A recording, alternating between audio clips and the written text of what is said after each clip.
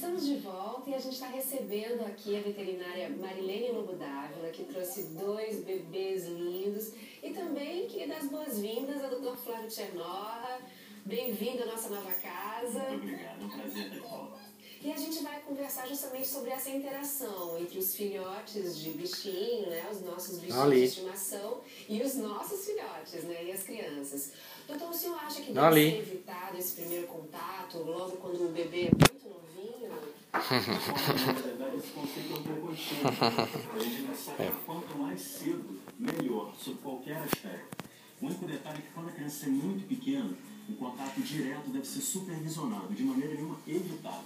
A criança deve estar sempre, e é muito importante, quando tiver o contato com o animal, sendo vista por um adulto. Na verdade, o objetivo é só evitar um tipo de trauma, porque um gatinho, por exemplo, pode arranhar uma criança, ou um cachorro pode morder, mas é muito importante, sob vários aspectos, conforme eu falei, que a criança tenha contato com o animal. E quanto mais velha a criança, ela pode ficar sozinha com o animal. Esse contato não deve ser evitado, pelo contrário, ele deve ser estimulado. Ah, muito bom. E Marilene, existem raças mais propícias, melhores mesmo para ficar com as crianças? Sim, a gente tem que procurar, principalmente quando são crianças pequenas, né, raças bem dóceis. Porque a criança, às vezes, na brincadeira, pode puxar um rabo, uma orelha, e aí o cão acabar revidando, principalmente se for uma raça agressiva.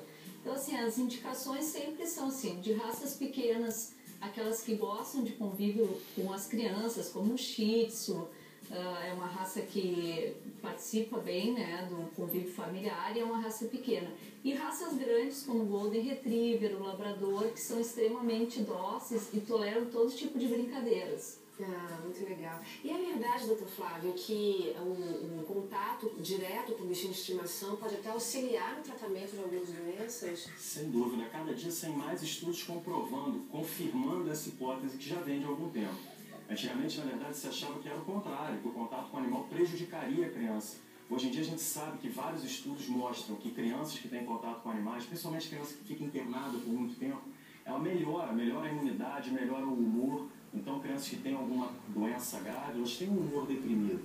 Obviamente, elas não são expostas ao sol, têm uma doença grave, muitas delas têm entendimento da doença. Então, quando você aproxima a criança de um animal, principalmente um animal pequeno, um animal que ela possa ter contato direto, é muito importante para ela, porque isso melhora a imunidade, isso está comprovado cientificamente, e auxilia uma terapêutica extremamente importante. Além das crianças que têm problemas de motricidade, nesses casos, até animais de grande porte, como cavalos, são usados com excelentes resultados. Ah, muito legal. E você tem percebido que as crianças, elas têm participado até do processo mesmo de adestramento do animal?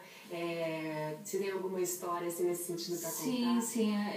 Desde que o filhote chega em casa, quando, por exemplo, tu pega um filhote dessa raça, que vai ser um animal de um porte grande, o adestrador já entra no ambiente educando toda a família, inclusive as crianças, para terem um manejo melhor, né, com o cão, ou até com o gatinho mesmo. Como o doutor falou, o gato é um animal que às vezes pode arranhar, né, machucar, então ele tem que ter todo esse comportamento entre os dois, assim, na verdade, tanto a criança quanto o cachorro tem que ser adestrados. É verdade, porque tem aquelas crianças que acham tão bonitinho, mas tão bonitinho isso, que acaba e aperta, né, então isso é importante, saberem conviver com o cão, né, e todo o manejo e o cuidado também, né. É verdade. E isso é bom também para as crianças, que elas aprendem também um pouco de ter cuidado, né, e mesmo conviverem com perdas também. Eu acho que isso é tudo também importante para eles, né. Ah, com certeza, muito benéfico.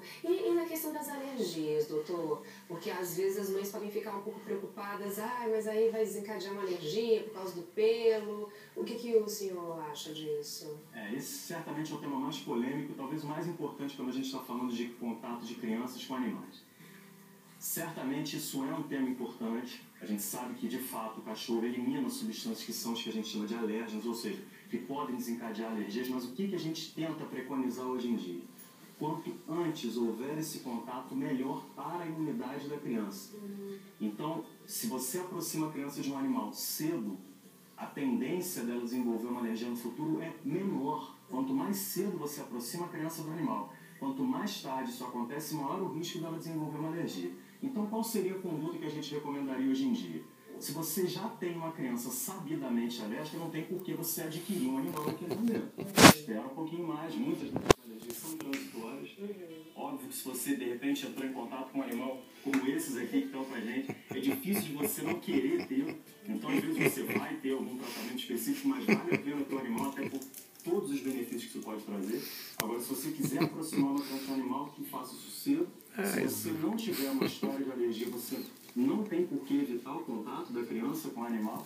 Mas ainda assim, se você tem um histórico de alergia e a criança desenvolve manifestações a partir do contato com o animal, procure médico, procure especialista, até porque muitas vezes os próprios dos animais são os incriminados. Chega a criança e o animal vai embora, o que é uma crueldade, muitas vezes, na enorme maioria das vezes eu posso empatizar, totalmente desnecessário. Realmente o animal ele faz parte da família, né? Exatamente. Então ele tem que ser integrado. É muito importante. É verdade. E as crianças costumam gostar muito, não é? Desde pequenininhos, eles têm que serem integrados na família desde que o bebê chega em casa.